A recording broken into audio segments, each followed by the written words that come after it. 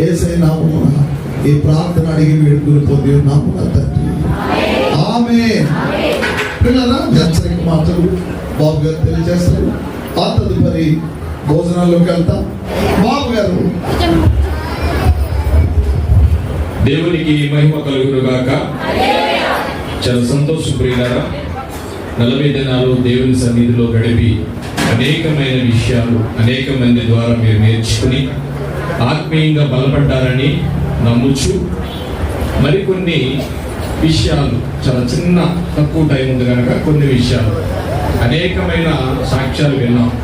ప్రతి సాక్ష్యం వెనుక ఒక శ్రమ, ప్రతి సాక్ష్యం వెనుక ఒక కీడు, ప్రతి సాక్ష్యం వెనుక ఆఖరిగా ఏం చెప్పారు, ఒక మేలు.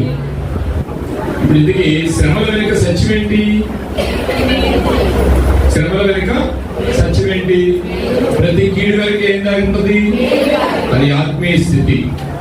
ఒక వాక్యాన్ని చదువుకుందాం అండి, చిన్న టైం ఉంది కాబట్టి. కొరింథీయులకు రాసిన 2వ పత్రిక 1వ అధ్యాయము 8వ వచనం. కొరింథీయులకు రాసిన 2వ పత్రిక. సహోదరులారా, ఆసియాలో మాకు తటస్థించిన శ్రమలు గూర్చి మీకు తెలియకుండా మాకు ఇష్టం లేదు. అదేదనగా ఏంటంటే మేము బ్రతుకుదుమని నమ్మకము లేకన్నారా? మాకు ఏమాత్రము లేకన్నాడా? లేక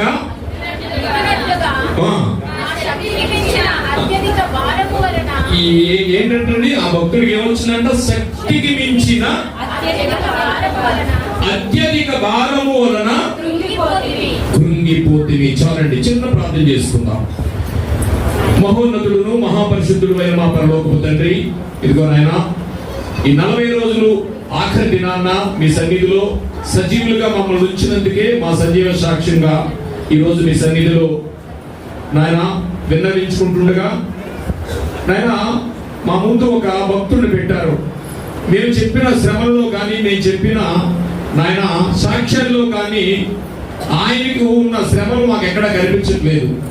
అలాంటి ఈ పరిస్థితుల్లో ఈరోజు ఒక భక్తుని ద్వారా మా జీవితాన్ని నాయన ఈ శ్రమల నుంచి ఎలాగ తప్పించుకోవాలి, లేకపోతే శ్రమల వల్ల దేవుడు మనకి ఇచ్చే నీతి ఏంటి, లేదా శ్రమల వల్ల మనకి ఇచ్చే పాఠం ఏమి నేర్పుతున్నారనే విషయాన్ని ఈ తక్కువ టైంలో మాతో మాట్లాడి ఈ చిన్న ప్రార్థన యేసు వారి ప్రశస్తమైన నామములో మిక్కిలి నీతో బ్రతిమలాడి వేడుకొనుచున్నాము తండ్రి, ఆమేన్.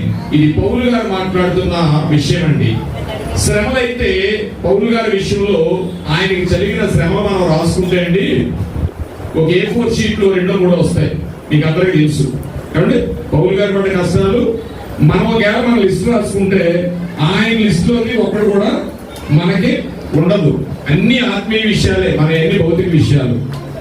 శ్రమల యొక్క సత్యం ఏంటి అంటే, ఈ మాట్లాడుతున్న ఇన్ని కష్టాలు పడి ఆయన ఏం మాట్లాడుతున్నాడు తెలుసా? మనకిచ్చే శ్రమల్ని దేవుడే పెడతాడా మనకి, లేకపోతే మనమే చేసుకుంటామంటే 2 రకాలు ఉంటాయండి. అందులో దేవుడు కూడా మనకి పెడతాడు. మత్తయి రాసిన సువార్త 14వ అధ్యాయము 8వ వచనం, 14వ వచనం 22వ వచనం చూడండి ఒకసారి. మత్తయి సువార్త. వెంటనే ఆ జన సమూహము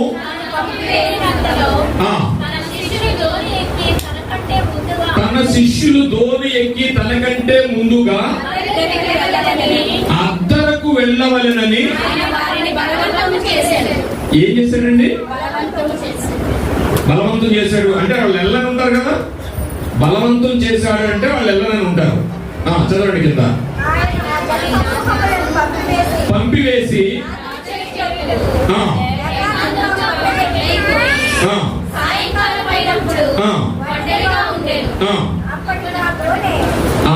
ఇప్పుడు శ్రమల్లోకి దోణి ఎక్కి వెళ్ళమంటున్నారండి. వాళ్ళు వెళ్ళాలని ఉంటారు.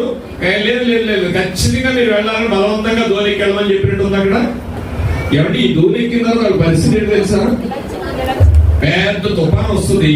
ఆ తుఫానులో ఇక మేము బ్రతుకుదని నమ్మకం మాకు లేదు అనే అంత శ్రమ వస్తుంది. ఆ అధ్యాయంలో 3 సంఘటనలు ఉంటాయి. 14వ అధ్యాయంలో ఈ మూడో సంఘటన ఏంటంటే వారు ధోని ఎక్కిన తర్వాత విపరీతమైన ఉంటుంది. ఇప్పుడు యేసుప్రభు వారికి మీరు ధోని ఎక్కిన తర్వాత తుఫాన్ వస్తుందని యేసుప్రభు వారికి తెలుసా తెలీదా? తెలుసా? మరి తెలిసి ఎందుకు పంపిస్తున్నాడు ఆయన? శైన వాళ్ళు. ఈ 40 దినాల్లో మనం ఏమి నేర్చుకున్నాం? మనకున్న శ్రమలు కాకుండా ఊళ్ళో వాళ్ళందరి శ్రమలు మనం విన్నాం కదా, విన్నామా? ఒకరి మించింది ఒకటి శ్రమల వెనక సత్యం ఏంటంటే ఆయనే అదే అధ్యాయంలో మాట్లాడుతున్నాడు. మీకు అర్థమైందని అనుకుంటున్నాను.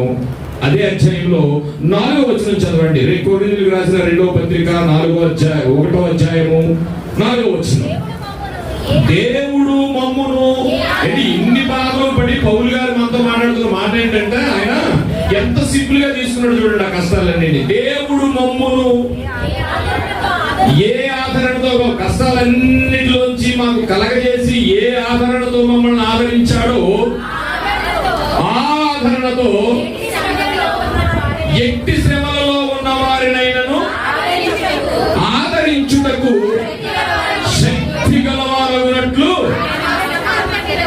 ఇప్పుడు ఏంటయ్యా ఇందులో సారాంశం అని ఈ 3 వాక్యాలు మిక్సీలో వేసి తీసి మనం ఫిల్టర్ చేసాం అనుకోండి, ఆయనే పెట్టాడు అనేది.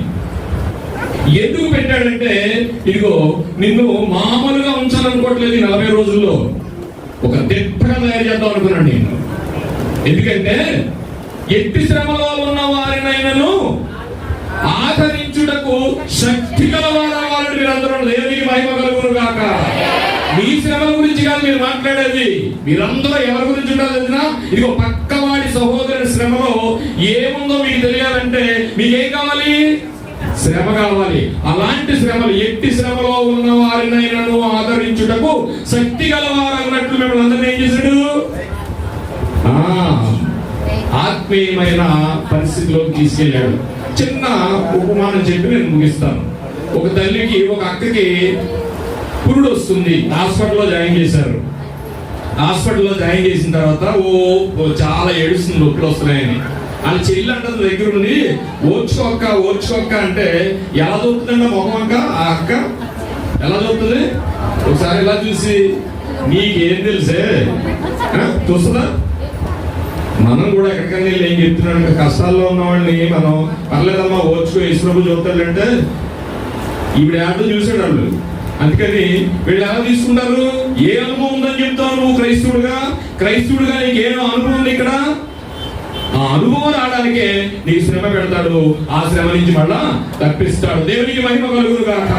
ఎట్టి శ్రమలో ఉన్న వారినైనను ఆదరించుటకు ఇగో మమ్మల్ని శక్తి గలవారన్నట్లు చేశాడు దేవుడు అని చెప్తున్నాడు పౌలు గారు అక్కడ. దేవునికి మహిమ కలుగును గాక. మనం చెప్పకూడదు అది? మనం పౌలు అంటున్నాం కదా. దేవునికి మహిమ కలుగును గాక.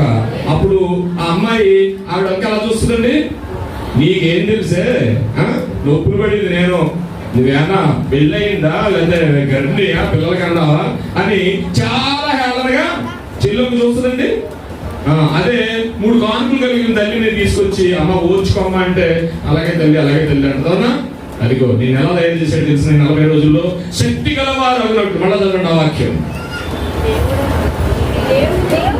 దేవుడు మమ్మును ఏ ఆదరణతో ఆదరించుచున్నాడో ఆ ఆదరణతో ఎట్టి శ్రమలో ఉన్న వారినైనను ఆదరించుటకు శక్తి గలవారన్నట్లు ఆయన మా శ్రమ అంతటిలో మమ్మును ఆదరించుచున్నాడు. ఎంతమంది నమ్ముతున్నారు ఇక్కడ? దేవునికి మహిమ కలుగును గాక. అందరూ నమ్మాలి. ఎందుకు? దేవుని మాట. నీకొచ్చిన ప్రతి శ్రమ వెనక కూడా, ప్రతి కీడు వెనక మేలు ఎలా దాగిందో, నీకొచ్చిన ప్రతి శ్రమ వెనక కూడా ఆయన హస్తం ఉంటుంది.